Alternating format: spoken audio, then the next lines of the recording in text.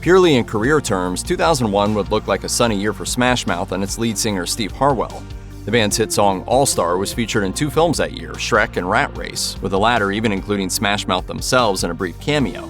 Shrek saw them cover the Monkees' I'm a Believer for a double feature of Smash Mouth on the film's soundtrack. They had an album drop that year, the self-titled Smash Mouth, and of course there was a tour scheduled.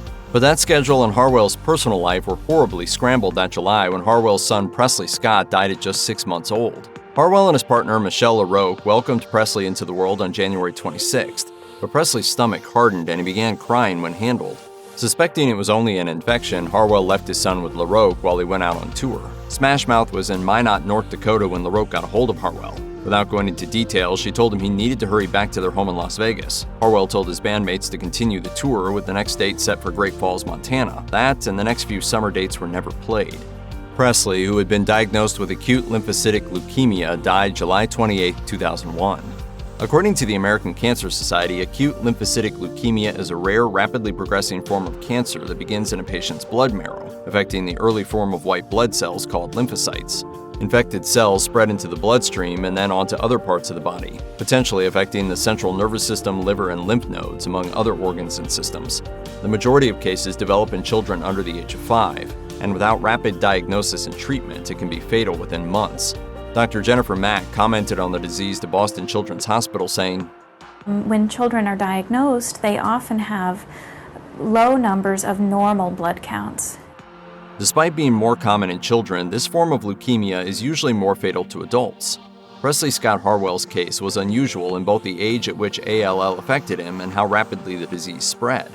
Dr. Jonathan Bernstein told USA Today, ALL is the most common leukemia in children, but very, very few of those, maybe about 100 to 200, are infants.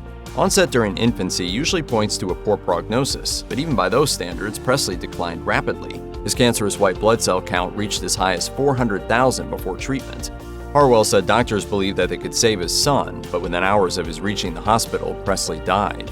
After their loss, Harwell and Michelle LaRocque founded the Presley Scott Research Foundation for Leukemia, and Harwell volunteered in a leukemia ward.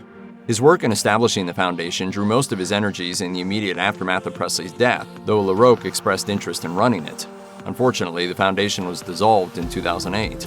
His son's death shattered Harwell's view of the world. He told the Morning Call, "I thought I was invincible until that happened to me. It happened to Steve Harwell, lead singer of Smash Mouth, the rock star. All the money in the world couldn't save my son." After canceling the Great Falls tour date and a few others, Smash Mouth continued on without their lead singer while Harwell mourned. He rejoined them before the summer was out, but his own health woes took him off the road again. He needed surgery on a ruptured disc. While he was recovering, Harwell learned about the terrorist attacks on September 11th, which revived all the grief he just passed through with his son. Smash Mouth was not a band known for deep or emotionally complex lyrics, but Harwell turned philosophical in interviews after his loss. He told the Morning Call, "It's even hard to talk about this. It's hard to believe something so evil could happen, but it did. We have to recover. You have to put it in God's hands. We saw how hard the doctors worked to keep Presley alive, but God had much bigger plans for him."